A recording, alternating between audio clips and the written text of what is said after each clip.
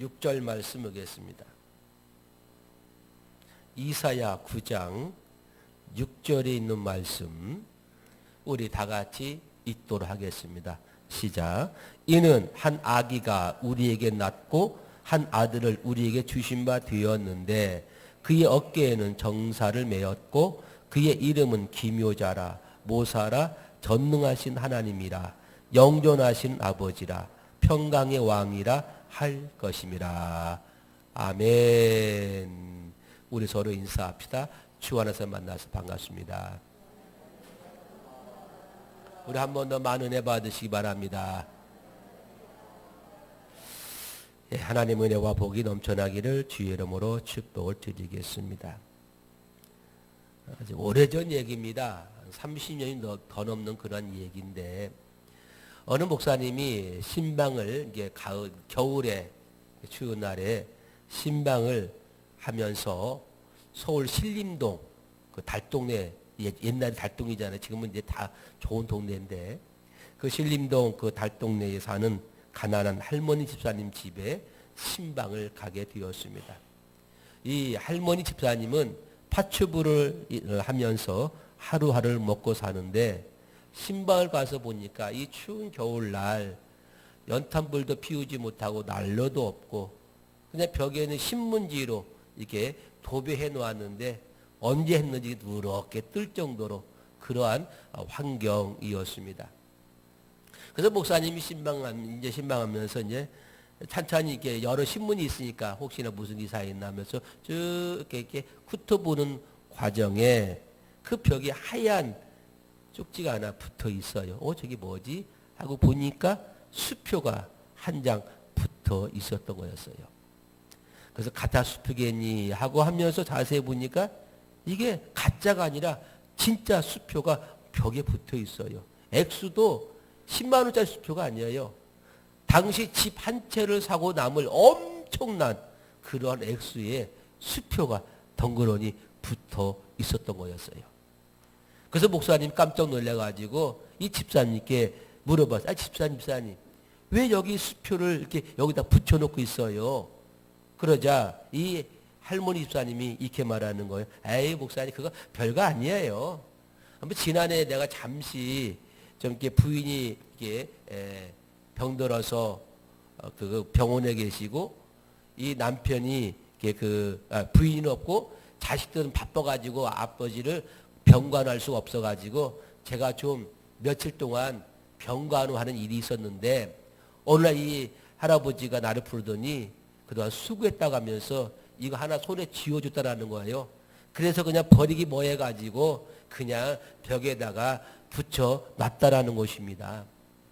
그러자 이 목사님이 이 집사님에게서 아이고 집사님 이거는 종이가 아니라 이건 돈이에요. 돈. 이 돈 가지고 집사님 집도 하나 살 수 있고요. 집 사고 남은 돈은 평생 동안 먹고 쓸 수 있는 그만한 돈이에요. 돈. 이렇게 하면서 안타까움으로 그 집사님께 수표를 띄워가지고 이게는 병원 가서 찾으라고 가르쳐 주었습니다. 그러자 이 할머니 집사님이 탄식하며 그런 거예요. 아이고 이놈의 까막눈 이 까막눈이 문제야 하면서 탄식하다라는 거예요.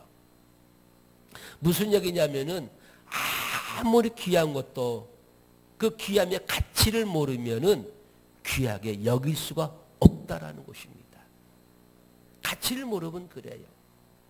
골프분상에 가서 보면은요, 거기에 한 물건이 있습니다.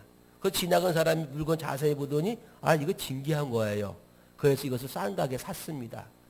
그래서 이것을 알아보니까 이건 진품이야.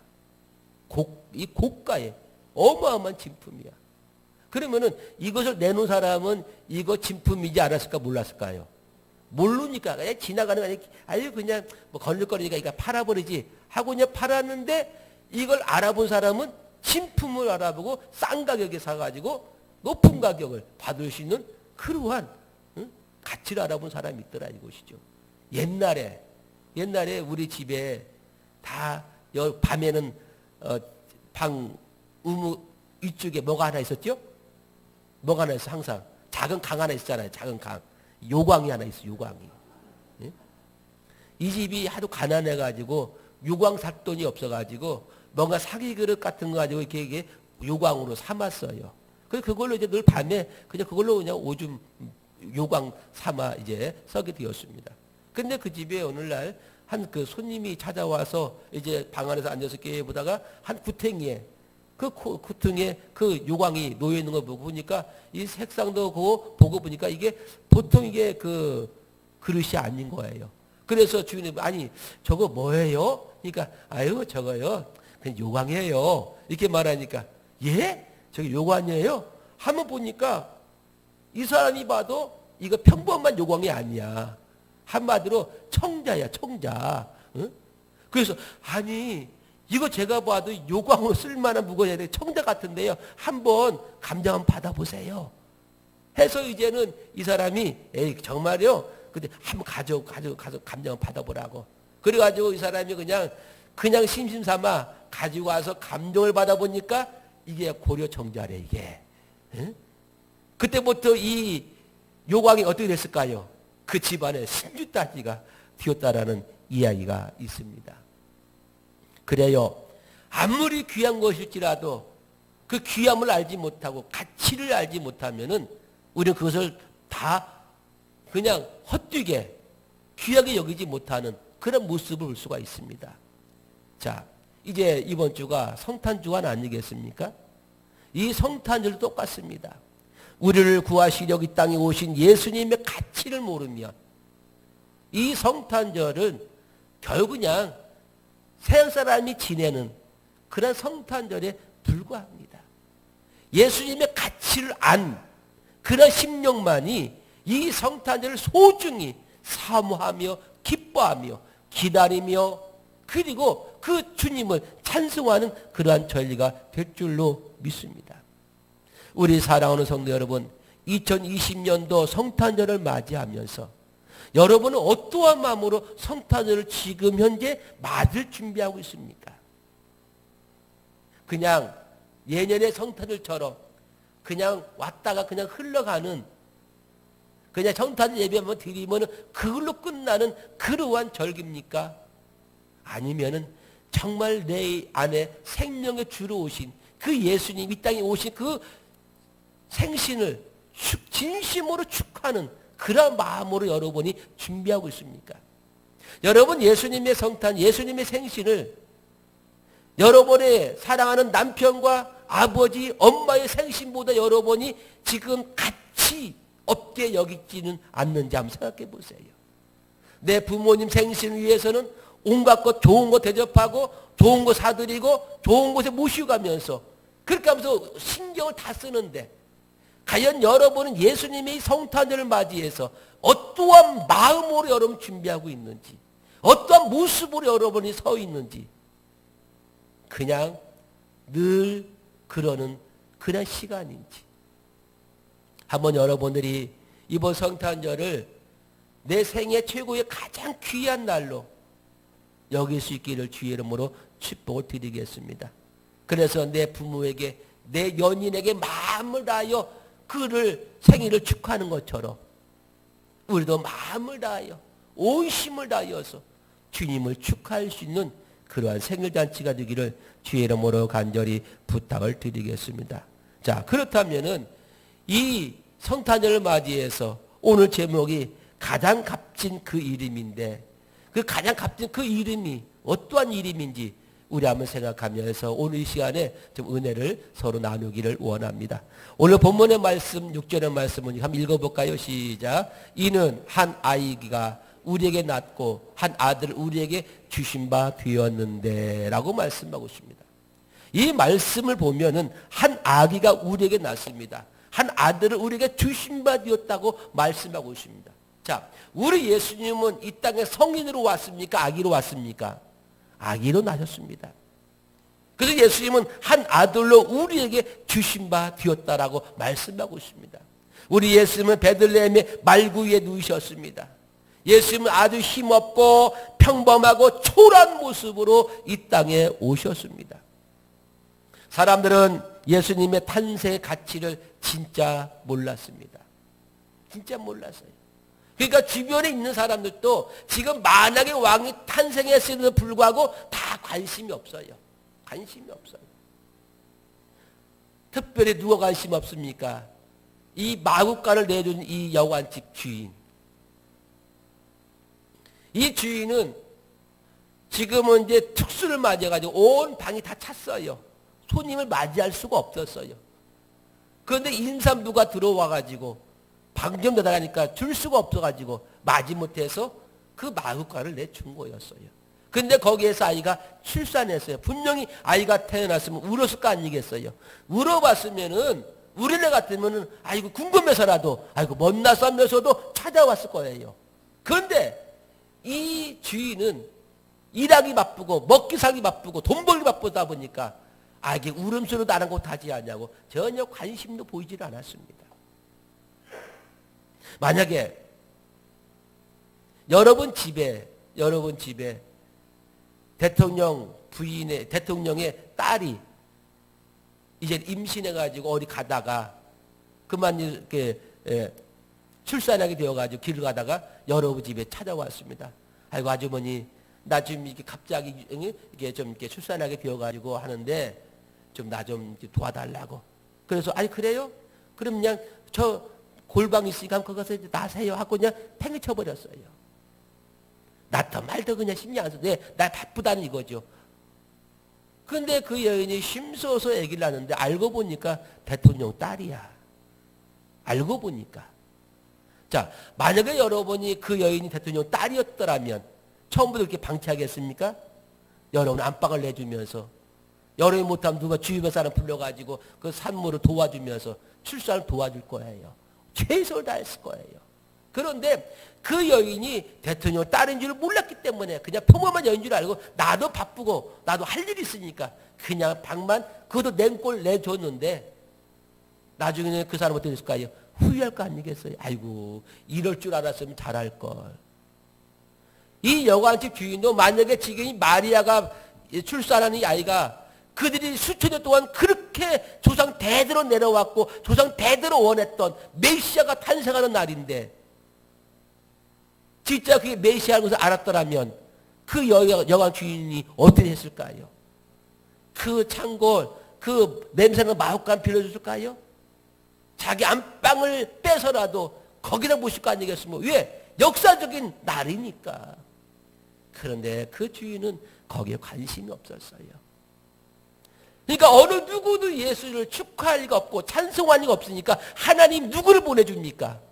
목자를 보내서 찬송하고 경배하게 만들고 박사들을 보내가지고 예물 드리면서 경배하게 만들고 이 땅에서 어느 누구도 지금 거리에서 축하할 리가 없으니까 저 들판에서 저 이방 나라에서 하나님은 그들을 보내가지고 예수님의 이 탄생을 축하하는 그런 모습들을 보여주고 있더라 이것입니다. 사람들은 예수님의 탄생에 대해서 가치를 몰랐어요. 의미를 몰랐어요. 심지어는 예수님의 사역을 하실 때에도 예수님을 뭐라고 했습니까? 저 나사렛에서 무슨 선한 이가 나올 수 있겠느냐라고 니고데모가 말하잖아요. 예수님이 나사렛 사람이라 하니까 나사렛에서 무슨 선한 사람이 나올 수 있겠냐 하면서 예수님을 완전히 평가절하하는 그런 모습도 우리에게 보여주고 있지 않습니까? 그래서 예수님을 영접하지도 않았습니다. 그래서 예수님을 십자가에 못 박아 죽이기까지 했던 것이 아니겠습니까? 그게 우리 인간이에요. 그 사람의 가치를 모르니까 그 사람의 그 소중함을 모르기 때문에 그렇게 예수라는 사람을 서양 사람들은 냉대하게 비웠고 처절하게 버렸던 것을 볼 수가 있습니다. 그런데 오늘 본 말씀 뭡니까? 예수님이 얼마나 귀하고 귀한 가치가 있는지 우리에게 보여주고 있는 것을 볼 수가 있지 않습니까? 그래요. 우리 사랑 여러분, 예수님은 한 아기로, 연약한 아기로, 어느 누구도 알아주지 않는 그런 아기로 이 땅에 오셨고 하나님 그 아이를 우리에게 주신 줄로 믿습니다. 그런데 그 아이가 어떤 분이신가 보니까 오늘 본문에 말씀이니까 그 어깨에는 정사를 메었고 이렇게 말씀하고 있습니다. 자, 2층에 코드 좀 꽂아 추우니까. 잘 들려?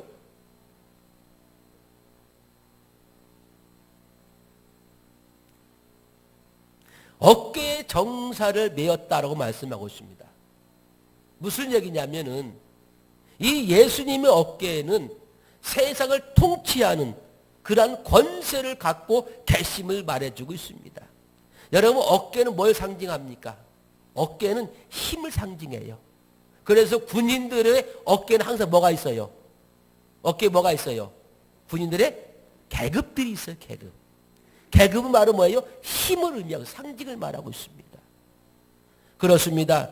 예수님의 어깨에는 이 민족을 통치하고 또한 이 열방을 통치하고 저와 여러분의 모든 개개인의 삶을 통치하는 이 정사, 곧 권세를 갖는 분이 누구냐? 우리 예수님인 줄로 믿기를 주의 이름으로 축복합니다. 그래서 예수님은 나의 왕이십니다. 예수님은 우리의 왕, 예수님은 우리의 왕이라는 사실을, 나의 왕이라는 사실을 여러분이 항상 믿고 고백해야만이 될 줄로 압니다. 그래서 시편 5편 2절에 뭐라고 많이 하십니까? 나의 왕, 나의 하나님.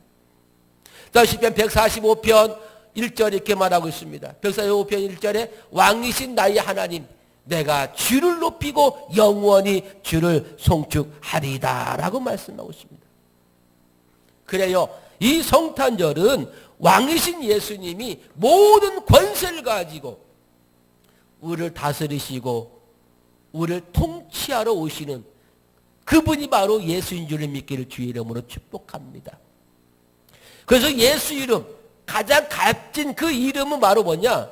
바로 우리를 통치하시는 그분이라는 것입니다. 우리를 다스리시고 우리 이끌어 가실 유일한 분이심을 우리에게 말씀해 주고 있습니다. 그래서 그분의 어깨에는 정사가 있어요. 권세가 있어요. 힘이 있어요. 우리가 믿는 예수님, 힘없는 분이 아니에요. 나약한 분이 아닙니다. 모든 걸 창조하시고 모든 걸 다스리시고 이끌어 가시는 그러한 전능하신 우리 주님이라는 사실을 믿어 의심치 않기를 주의 이름으로 축복을 드리겠습니다. 이 영국의 빅토리아 여왕 시대에 이 여왕은 하나님을 잘 섬기는 참 신앙이 좋은 그런 여왕이었습니다. 백성들에게 선행을 많이 베풀었고 또한 이 백성들과 늘 함께 대화하면서 교제하는 것을 참 좋아하는 그러한 여왕이었습니다. 어느 날 이 빅토리아 여왕이 궁궐을 나가서 이제 한 가부집에 가가지고 함께 이제는 이야기를 나누게 되었습니다. 이 가부도 신앙이 참 좋은 사람이다 보니까 이 여왕과 이 가부는 서로 신앙 얘기를 하면서 즐거운 시간, 행복한 시간을 보내게 되었습니다. 그러다가 이 여왕이 이 가부에게 물어봤습니다. 아주버님, 이 아주머니는 지금까지 찾아온 손님 중에서 가장 귀한 분은 누구입니까? 라고 이렇게 질문한 거였어요. 물론 이 여왕이 이렇게 질문할 때에는 이 가부가 여왕이라고 대답하는 것을 듣고 싶어서가 아니라 바로 이 신앙이 좋다고 하니까 그러면 이 아주머니에 찾아온 손님 중에 가장 귀한 손님이 누군가 하면은 이 여왕이 듣고 싶은 소리는 무슨 소리였냐? 예, 주님이 가장 귀한 분이시, 주님을 만난 것이 가장 귀한 손님이었습니다. 라가면서 그게 대답하면은 아이고 나도 그래요. 내 인생에서 가장 귀한 손님이면 우리 주님이라고 그렇게 같이 좀 이렇게 공통점을 찾아가면서 이야기를 하려고 그래서 질문한 거였어요. 그랬는데 이 과부가 뭐라고 대답하냐면 이렇게 대답합니다.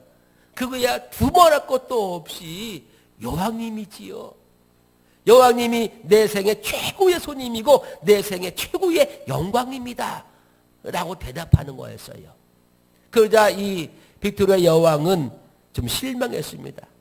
그 실망하면서 이렇게 말했습니다. 아니 아주머니 주님이 최고의 손님 아닐까요? 라고 하면서 약간 뒷것을 말을 흐렸어요. 그러자 이 가부가 이렇게 말했습니다. 예, 우리 예수님은, 우리 주님은 내게 손님이 아닙니다. 예수님은 내 주인입니다. 예수님은 처음부터 지금까지 나와 늘 함께 계시고 나를 위해 존재하신 분이 우리 예수님이십니다. 라고 그렇게 대답을 하는 거였어요. 이 대답을 빅토리아 여왕은 이 가부의 말 듣고 너무나 큰 감동을 받게 되었습니다. 자기는 이제까지 주님을 손님으로 생각했는데, 아, 그렇구나. 주님은 손님이 아니라 내 안에 계시는, 나를 통치하시는, 나를 다스리시는 나의 주인이구나라고 이 여왕도 이 믿음 좋은 가부의 신앙을 통하여서 하나 더 배우고 깨닫게 되었다라고 그는 그렇게 고백하게 됩니다. 우리 사랑하는 여러분, 그렇습니다.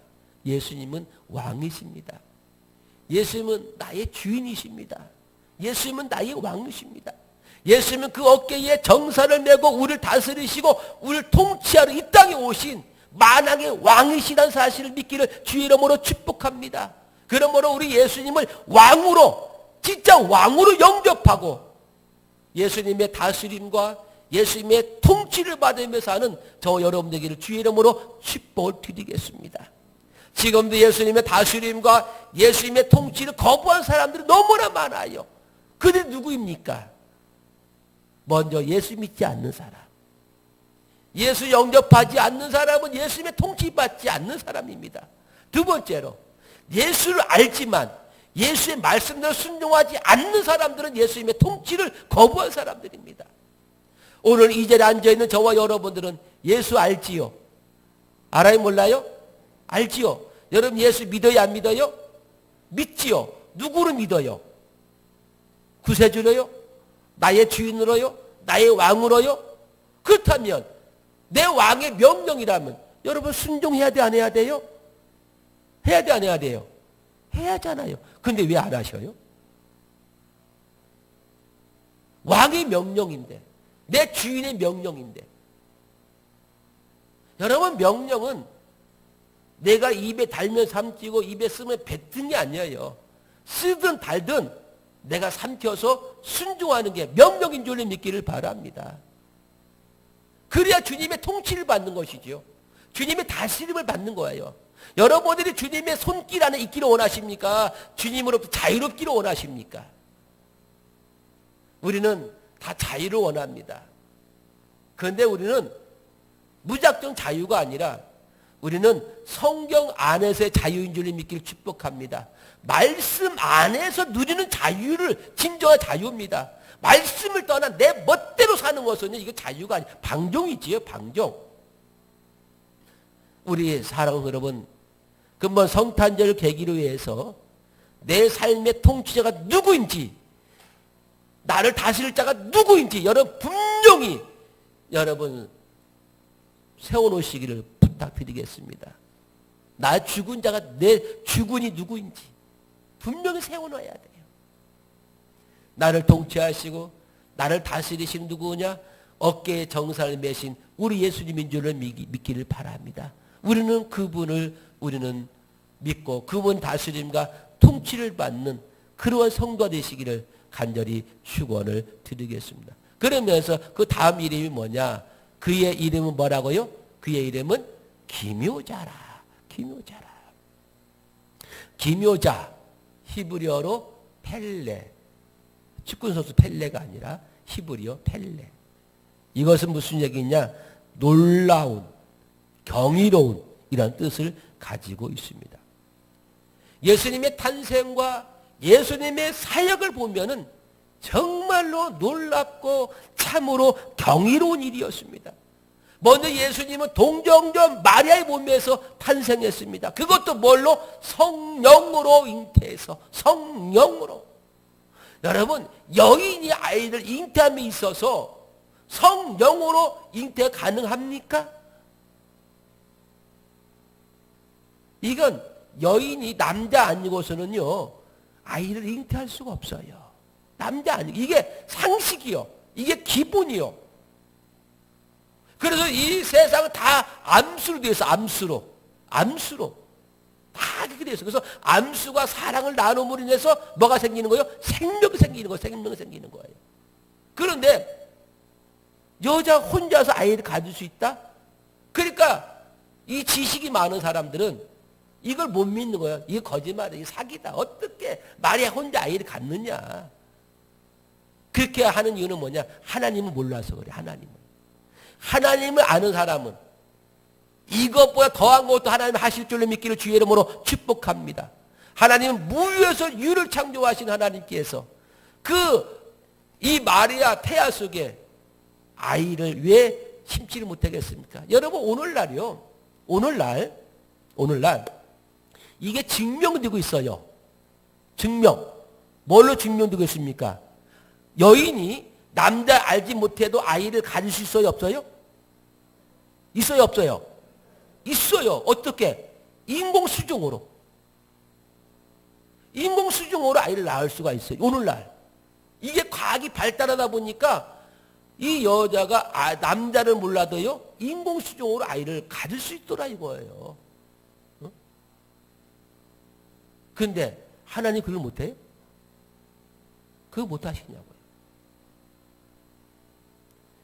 그러니까 사람은 지식으로 알려가면은 지식은 내 신앙과는 맞지 않기 때문에 거기 시험이 들어요. 시험이 들어. 그런데 우리 예수님은 그 시대, 인공수정을 부과할 그 시대에 성령에 의해서 잉태되어 마리아가 출산한 줄로 믿기를 축복합니다. 그뿐이겠습니까? 예수님은 사역하시면서 병든 자를 고쳐주셨고 죽은 자도 살려주셨고 바람과 바다도 말 한마디에 잠잠케 하셨고 물을 포도주로 만드셨고 온갖 귀신도 쫓아내 주시는 정말 놀랍고 경이로운 일을 하신 분이 누구냐? 우리 기묘자이신 예수님인 줄로 믿습니다. 그뿐이겠습니까? 예수님은 우리의 모든 죄를 지시고 십자가에 죽으시고 사망 권세를 다 깨뜨려 이기시고 사흘 만에 다시 부활하신 줄로 믿습니다.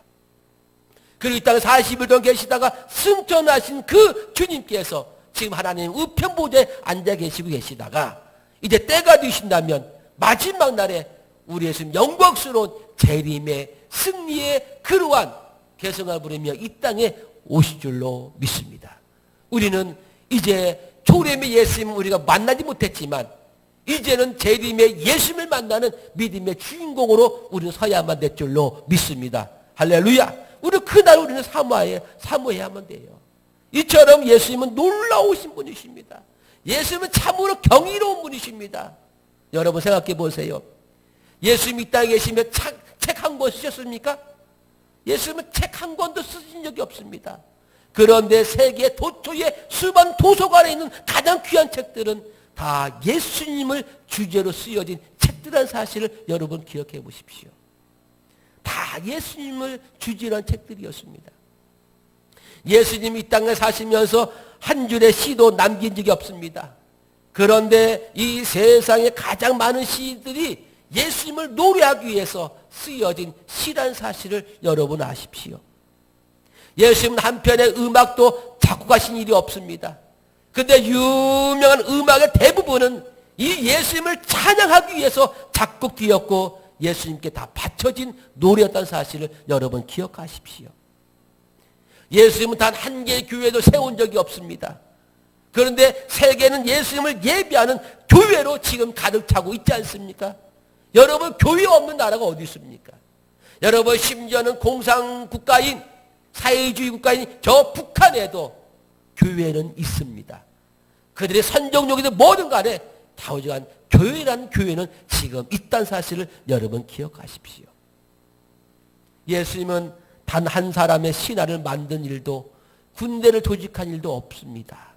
그런데 전 세계 수많은 믿음의 사람들이 지금 예수님께 충성을 하고 있지 않습니까?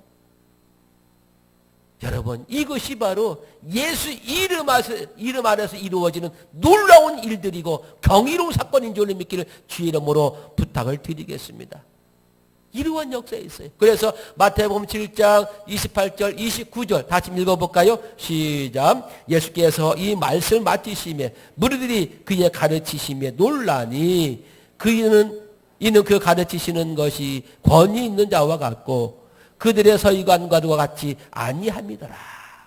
여러분 많은 무리들이 예수님의 가르침이 이제까지 서기관들의 가르침을 받는 것과 판약이 되었고 너무나 그 가르침이 권세가 있고 힘이 있어서 그들이 놀라웠더라. 얼마나 잘 가르쳤으면 뿐만 아니라 마가복음 7장 37절 다시 읽습니다. 시작. 사람들이 심히 놀라 이르되 그가 모든 것을 잘하였도다. 못 듣는 사람도 듣게 하고 말 못하는 사람도 말하게 한다 하니라. 여러분, 사람들이 심히 놀랐어요. 어떠하게 놀라느냐? 아니, 말을 못하는 사람을 말하게 만들어주고요, 말을 듣지 못하는 사람을 듣게 만들어줬으니 여러분, 이보다 놀라운 일이 어디 있어요? 이것보다 경이로운 일이 어디 있어요? 또한 누가복음 5장 26절 시작. 모든 사람이 놀라 하나님께 영광을 돌리며 심히 두려워하여 이르되 오늘 우리가 놀라운 일을 보았다 하니라. 놀라운 일을 보았대요. 예수님 하시는 그 모든 것들이 다 경이로운 거예요. 놀라운 거, 놀라운 거.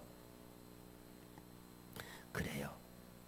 사람들은 이러한 예수님의 가르침에 놀라웠고, 예수님의 능력에 놀라웠고, 예수님의 그 사랑에 놀라웠습니다.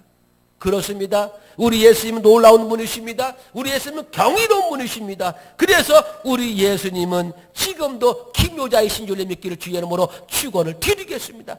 그래, 그 예수님 우리가 지금 믿고 있어요. 그 예수님이 우리 안에 있더라니까요. 지금도 그 능력은 우리 안에서 행하시고 있는 줄로 믿기를 축복을 드리겠습니다. 그게 예수님이에요. 뿐이겠습니까? 또 예수님이 이렇게 말하겠습니까?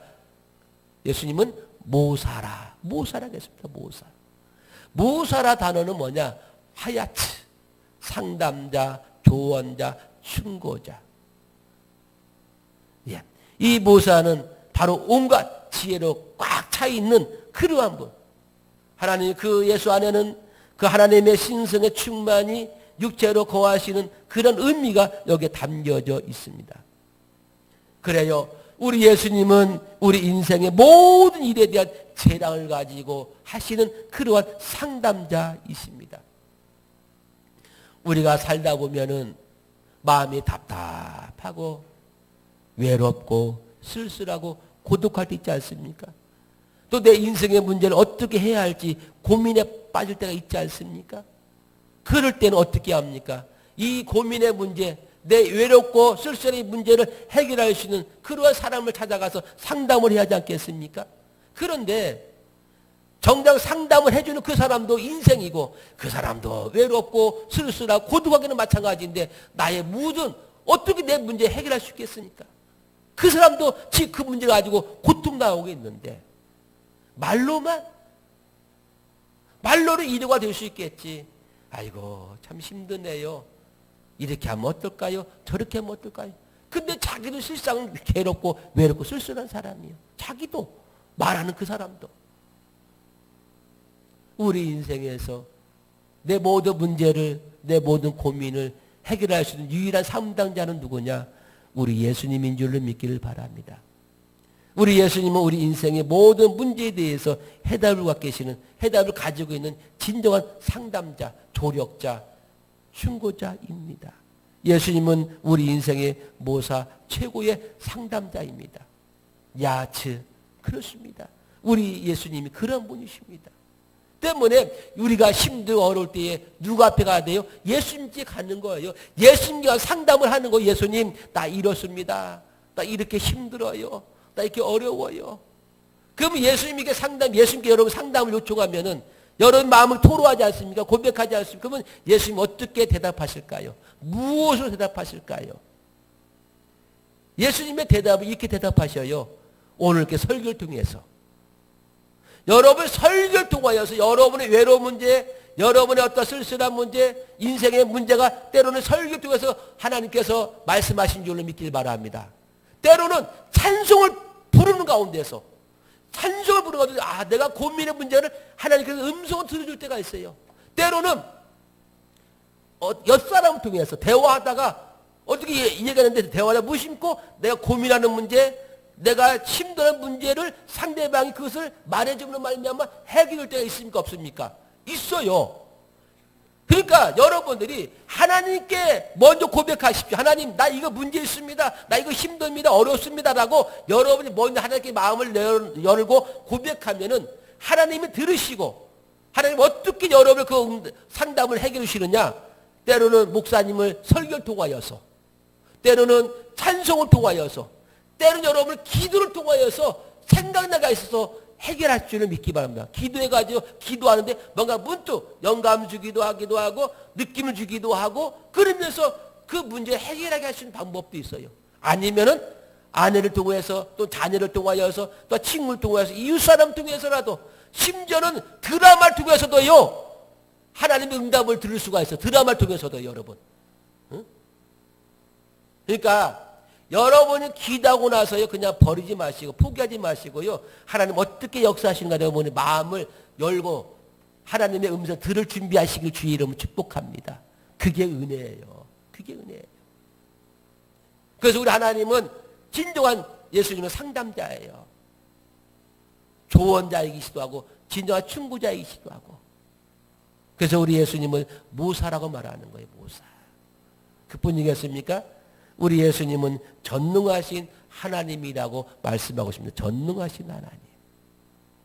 예수님 본래 하나님이시잖아요.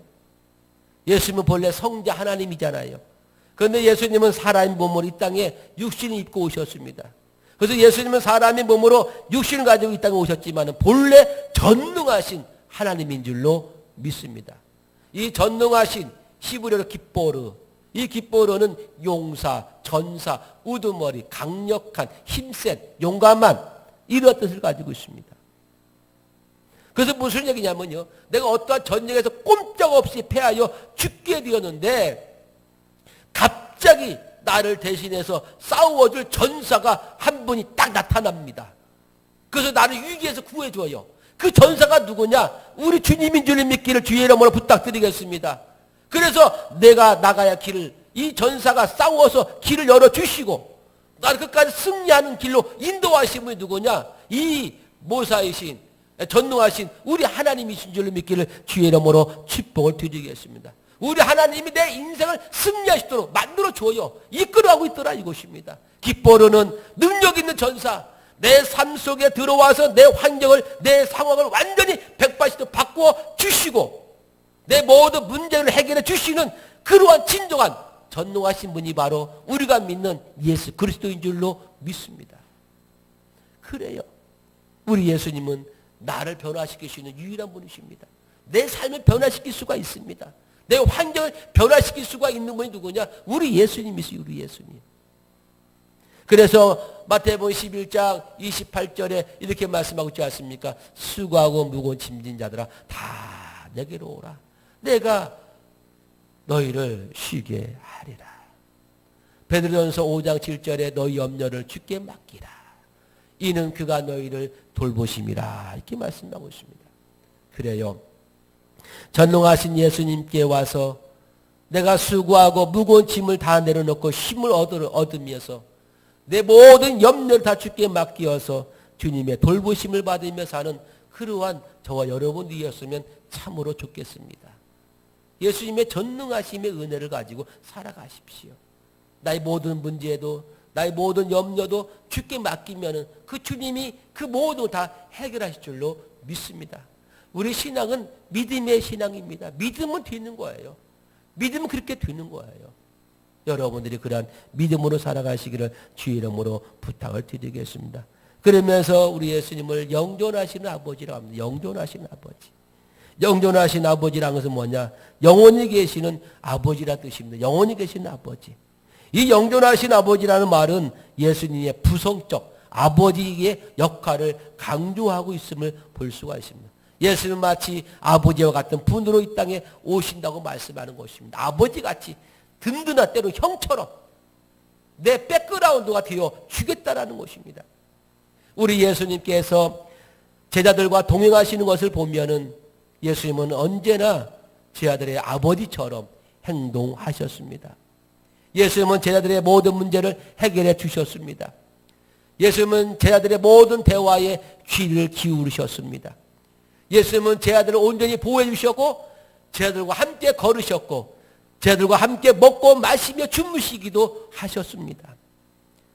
제자들의 갈 길을 인도해 주셨고 제자들의 모든 삶을 아주 아버지처럼 아주 살뜰히 보살펴 준 그러한 분이 누구냐? 우리 예수님이었습니다. 예수님은 제자들의 희망이었고 예수님은 제자들의 피난처가 되었습니다. 그래서 그들이 힘들고 어려울 때마다 누구를 불렀어요? 주님을 불렀어요. 주님을 불렀어요. 그래서 이 베드로가 바닷속에 잠길 때에 주여! 주여라고 부르지 않았습니까? 나 좀 살려달라고 주여! 또한 이들이 밤에 배를 타고 갈릴리 바다를 건너갈 때에 큰 풍랑을 만날 때에 예수님이 밑에 계실 때에 예수님 불러가지고 우리 도와달라고 요청하지 않습니까? 그래요. 예수님은 우리 삶에 또 제자들의 삶에 있어서 없어서는 안 될 든든한 아버지 같은 그러한 분이었다는 사실을 여러분 기억하십시오. 그 예수님이 오늘날 지금도 우리에 있어서 똑같은 역할을 하고 있다는 사실을 여러분 아십시오. 예수님은 아버지이십니다. 예수님 영존하신 아버지이십니다. 예수님 십자가에 죽으시기까지 헌신하시며 우리를 사랑하신 분이 누구냐? 우리 예수님인 줄로 믿기를 주의 이름으로 간절히 부탁을 드리겠습니다. 더 나아가서 마지막으로 우리 예수님을 뭐라고 불렀냐? 평강의 왕이라 이렇게 말씀하고 있습니다. 예수님은 왕이십니다. 예수님은 왕이신 어떠한 왕이시라고요? 평강의 왕이라는 사실을 여러분 기억하십시오. 누가복음 2장 14절에 예수님이 탄생하셨습니다. 그때에 천사들이 창호하면서 이렇게 찬송하죠. 다 같이 읽어봅시다. 시작. 지극히 높은 곳에서는 하나님께 영광이요 땅에서는 하나님이 기뻐하신 사람들 중에 평화로다 하니라. 아멘. 여러분, 예수님이 이 땅에 오신 이유는 하늘의 평화를 우리에게 주시기 위해서 이 땅에 오신 줄로 믿습니다. 때문에 우리는 이 땅에서 갖는 평안이 아닙니다. 이 땅의 평안은요, 잠시 잠깐이에요. 순간입니다. 그러나 하나님이신 평안은 어떠한 어려움 속에서도, 어떠한 폭풍우 속에서도 내가 힘들지 않고 불안하지 않냐고 그 가운데서 담대함으로 쉴 수 있는 참된 평안인 줄로 믿습니다. 그래서 주님이 주신 평안은 이 세상의 평안이 아닙니다. 요한복음 14장 27절입니다. 시작. 평안을 너희에게 끼치노니 곧 나의 평안을 너희에게 주노라. 내가 너희에게 주는 것은 세상에 주는 것과 같지 아니하리라. 너희는 마음에 근심도 하지 말고 두려워하지도 말라. 그래요. 우리 주님이 저와 여러분 주신 평안은 이 세상 것과 비교할 수 없다라는 사실을 분명히 말씀해 주고 있습니다. 그뿐이겠습니까? 여러분, 예수님께서 부활하셔서 제자리에 나타나실 때에 하신 말씀이 바로 이겁니다. 예수님이 십자가에 못 박아 죽으시고 이제 다 절망하여 뿔뿔 흩어진 제자들에게 나타나셔서 예수님 하시는 말씀이 바로 뭐냐? 너희에게 평강이 있을지어다. 할렐루야. 이게 예수님이 하시는 말씀이었어요. 낙심한 자에게, 절망한 자에게, 실망한 자에게 주님이 제일 먼저 하신 말씀이 바로 뭐냐? 너희에게 평강이 있을지어다. 우리 사랑하는 성도 여러분, 근본 성탄절을 계기로 해서 우리 마음에 이런 하늘의 평강이 있기를 주의 이름으로 축복을 드리겠습니다. 이처럼 예수님은 평강을 주시는 분이십니다. 예수님은 우리의 심령에, 우리의 가정에, 우리의 삶 속에 진정한 평강을 주시기 위해서 이 땅에 오셨음을 여러분 믿기를 바랍니다. 자, 백문일답이라는 말이 있습니다. 100가지 질문하면 답은 하나라는 뜻이지요. 우리 사랑하는 여러분, 제가 여러분에게 질문하면은 답은 딱 하나입니다. 자, 이 세상에서 가장 값진 그 이름은 뭐예요? 그 이름이 뭐라고요? 예수 그리스도이십니다. 오늘 그 답이 백문일답입니다. 제가 질문하는 것보다 여러분이 이 대답만 하면 되는 거예요. 그러니까 여러분이 자신 있게, 전혀 틀린 대답이 아니니까 자신 있게 오늘 대답하고 오늘 말씀을 맺고자 합니다. 우리 사랑하는 여러분, 평강의 왕은 누구이십니까? 우리의 심령에 평화를 주시는 분은 누구이십니까? 우리 가정에 진정한 평화를 주실 분이 누구이십니까? 우리를 죄에서 구원하실 분은 누구이십니까? 우리에게 평안을, 영생을 주시는 분이 누구이십니까? 참된 길이요, 진리요, 생명이신 분이 누구이십니까? 우리의 왕은 누구이십니까? 내 삶의 주인은 누구이십니까? 우리를 축복해 주실 분은 누구이십니까? 동정녀 마리아에게서 탄생하신 분이 누구이십니까? 동정녀 마리아에게서 성령으로 잉태되신 분이 누구입니까? 강보에 쌓여 구유에 누워 계신 분이 누구이십니까? 그렇습니다. 예수님, 그분은 우리 인생의 해답이고 신앙의 해답인 줄로 믿기를 주의 이름으로 축복을 드리겠습니다. 예수님이 탄생하셨을 때에 천사들이 찬송했습니다. 목자들이 하나님께 영광을 돌리며 하나님께 찬송을 했습니다. 동방박사들이 황금과 유향과 몰약을 예물드리면서 예수님을 경배하며 찬양했습니다. 이게 2000년 전에 이 땅에 오신 예수님 향한 그 당시 상황이었습니다. 이제 2000년이 지난 오늘날 예수님의 성탄 축하를 맞이하면서 저와 여러분들은 어떻게 예수님을 찬송하며 어떻게 경배하기를 원하십니까? 지금도 우리 하나님은 저와 여러분을 통해서 예수님을 찬송하기 원하시고 예수님께 영광을 돌리기 원하시고 예수님께 참된 경배를 드리기를 원하시고 있는 줄을 믿기를 바랍니다. 형식이 아니라 내 마음을 다하여서 진정으로. 그래서 크리스마스는 우리 예수님은 내 삶의 연인으로 한번 생각해. 연인, 애인으로 생각해 보세요. 여러분이 애인에게 참으로 내 마음을 고백하는 마음으로 여러분 성탄절 한번 준비해 보시기 바랍니다. 우리 예수님께 정말 최고의 왕이라면, 내 삶의 주인이라면 우리는 주인답게 왕답게 성탄절을 우리가 맞이할 수 있는 저 여러분이었으면 참으로 좋겠습니다. 할렐루야. 기도하겠습니다. 좋으신 아버지 감사합니다. 이 세상 최고의 선물은 예수 그리스도이심을 다시 한번 고백합니다. 나를 위해 이 땅에 오신 예수님, 참 천하고 부족하고 연약하고 나약하게 짝이 없는 내 인생 속에서 우리 예수님이 찾아오셔서 나의 삶을 최고로 만들어주시고 최고로 존귀한 자, 최고로 복 있는 자, 최고로 하나님의 은혜를 입은 자로 삼아주셔서 참으로 감사함을 드립니다. 이러한 예수 그리스도의 그 이름이 이 세상에서 가장 값진 이름임을 다시 한번 내 마음에 새기고 진실로 예수님이 나의 왕이고 만왕의 왕이시라는 사실을 내가 시인하고 믿는다면 그분을 우리가 두려움으로 떨림으로 섬기고 사랑하고 그분의 말씀 따라 온전히 순응할 줄 아는 믿음의 우리 모든 성도들이 되게 하여 주시옵소서. 하나님, 우리 온 성도들 2020년도 성탄절에는 그 어떠한 성탄절보다도 더 기쁨이 있고 평강이 있고 은혜가 있고 그리고 마음껏 이 천사들처럼 또 목자들처럼 동방바들처럼 하나님을 찬송하며 영광 돌리며 경배할 수 있는 믿음의 주인공들이 되게 하여 주시옵소서. 이 시간도 귀한 말씀 주심을 감사합니다. 영광 받아 주시옵시고 한 주간도 승리하게 도와 주시옵소서.